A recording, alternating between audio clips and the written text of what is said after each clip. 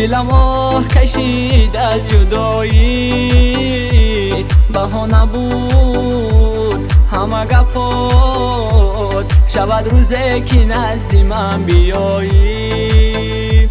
دلم خون شد، دلم پر شد، دلم آه کشید از جدایی، بهانه بود همه گپات، شود روزه که نزد من بیایی.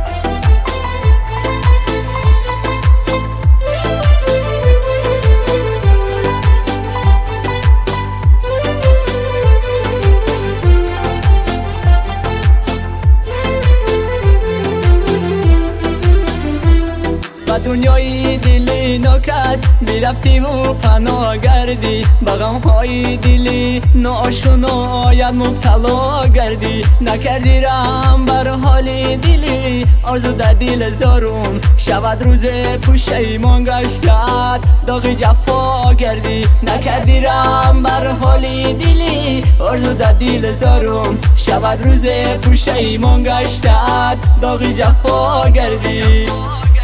دلم خون شد، دلم پر شد، دلم آه کشید از جدایی، بهانه بود همه گپات، شود روزه که نزد من بیایی، شود روزه که نزد من بیایی.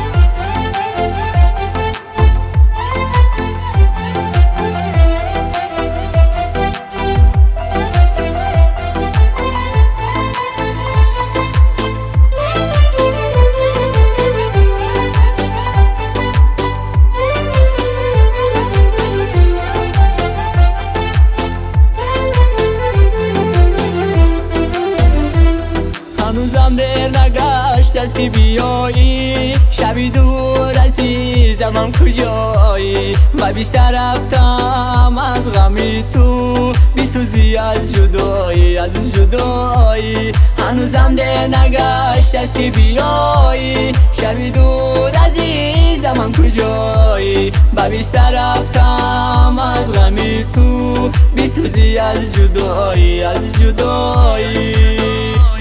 دلم خون شد، دلم پر شد، دلم آه کشید از جدایی، بهانه بود همه گپات، شود روزه که نزد من بیایی. دلم خون شد، دلم پر شد، دلم آه کشید از جدایی، بهانه بود همه گپات، شود روزه که نزد من بیایی، شود روزه که نزد من بیایی.